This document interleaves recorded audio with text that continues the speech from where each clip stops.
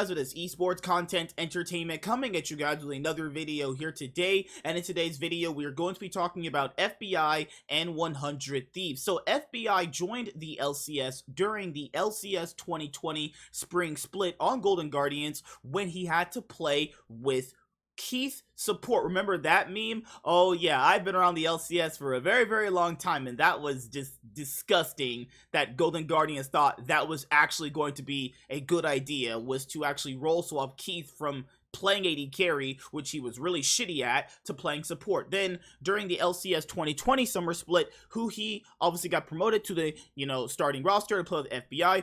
He and FBI's bot lane was really strong, which a lot of people noticed. Then during the LCS 2021 spring split, 100 Thieves bought closer Demonte, FBI, and Huhi. Then, obviously that would pair with Someday, and then that roster ended up getting 4th place during the LCS 2021 spring split. But then midway through the split, they swapped out Demonte for Ryoma. And then, also during the LCS 2021 summer split, they brought in Abadage, where they ended up winning their first LCS championship title as an organization. It was just the mid lane change that they were always struggling with. So then during the LCS 2022 spring split, 100 Thieves actually managed to make the finals, but then lost to Evil Geniuses 3-0. And then also during the LCS 2022 summer split, 100 Thieves also managed to make the finals once again, thus losing to Cloud9 3-2. FBI has had a pretty up and down year in the LCS.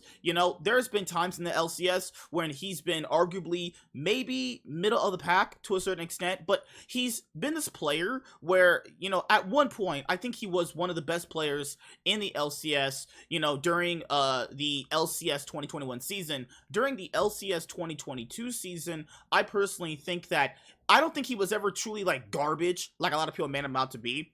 I just think that he struggled because of because people have to understand, when you play bot lane is a lane where, like, if you and your support aren't synced up and you might lose faith in one another, it's just really hard to come back. So the thing here is, if you already have lost faith in each other, then it's not really going to work out. Because at the 2022 League of Legends World Championship, you could tell he was playing really bad, but he was trying to get something done with the team, but he was just outclassed. Now, the thing here is that people gotta understand, like, when it comes to NA and, well, the LCS at Worlds, is that we're never gonna win Worlds, and we're not gonna do well. So, however badly these guys performed at Worlds doesn't really matter because, well, we know that going in, they were going to suck. So, I don't know why people thought it's some big surprise that the LCS was bad at Worlds this year. It's like, those players from Asia are way better, right? And it's not even really close. I know people want to, like, play this like weird copium level where it's like, oh, it's the ping. No, they're just better. That's just it. But maybe at one point, 1 year NA might steal a trophy. Not even steal it by winning a BO5. They just get up and walk in and steal a trophy. But the thing here is that FBI is going to be leaving and joining Evil Geniuses, which I think that is going to be that's a weird one, but I agree with it. Like, to be fair, I don't think FBI is going to be as bad, in quotation marks, as a lot of people thought he was this year. I thought Evil Geniuses, this guy's going to completely pop off with Vulcan. Because if EG's roster is what to have been predicted, someday, Inspired, Jojo Pion, FBI, and Vulcan, like, that's easily a top 3 roster, in my own personal opinion. Is it a downgrade to Kaori? I don't think so. Honestly, I still would take FBI over Kaori. I would definitely take FBI over Danny, in my own personal opinion. Danny was mega overrated.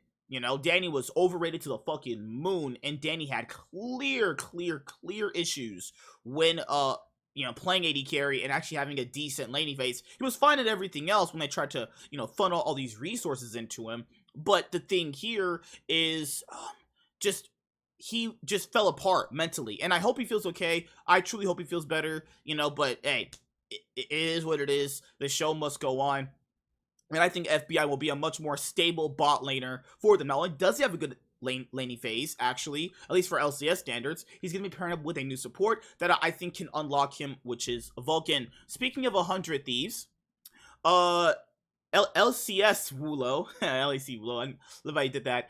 LEC Wulo tweets, sources, top laner Tenacity is promoted to 100 Thieves LCS team for next year. Okay, so this is the thing that a lot of people always do. When they watch like Academy, they go like, well, shouldn't this Academy player get a chance to play on stage?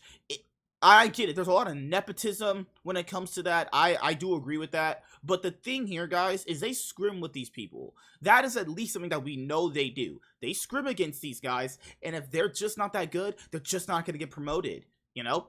The reason why they probably didn't play him over Someday is because they probably scrimmed with him and just didn't think it was that good. Now, the thing here is, when they brought in Tenacity, Someday in 2021 was playing pretty bad, and a lot of people thought that he was just going to get kicked off the roster, so that's why they brought in Tenacity, but that ended up happening a year later, but we could kind of see it coming. Someday's contract finally ran up at 100 Thieves, and he probably just either A, wanted more money, or just wanted a new challenge, you know? He's been playing on 100 Thieves ever since that became an organization in the LCS to begin with, during the LCS 2018, spring split. So, that's my thing. I've seen him play a little bit. He's not like bad at all. I think he's fine, but I think not getting back Someday is going to really hurt them. That's my personal opinion. I think it's just a big mistake not getting Someday back, or even trying to re-sign him. Maybe he just wanted to leave outright, maybe, but this is going to be a massive downgrade in like every single way. No way this guy performs as well as Someday does this year. No way. I'm just not gonna believe it. People are so quick to just give up on veteran players, but then again, if they play really, really badly, I do agree you should probably just get rid of them to a certain extent, but this is all just high variables at the end of the day when you're talking about this competitive scene. I just personally think that the way Someday popped off this year is insanely just how well it's a testament to his top lane potential, right? That he still has after all these years. And they're going to kind of get rid of him for this new guy. I hope this new guy's really good, because he's got to play with Double F and Bjergsen, who are complete hacks. So let's hope that's true. All right, so yeah, that is it. I have plenty of more videos coming out for you guys. I should have my LCS video dropping about the other two people that got confirmed for rosters, and the LCK videos that I actually have for you guys. And I know you guys probably want some LPL rumors. I have this LPL fan club account. Like, are they a legitimate source for like news around the LPL?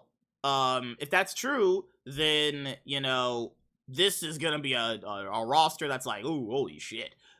Because I could probably use this for like roster leaks for the LPL, but Horizon does a pretty good job for the LCK. So yeah, that is pretty much it. What do you guys think about FBI joining Evil Geniuses and Tenacity promoted to the LCS starting top lane position for the 100 Thieves LCS organization? See you guys later. Like, comment, and subscribe. Most of all, enjoy. I am MSK, and this is Esports Content Entertainment, your one place for esports content. Alright, guys. Deuces.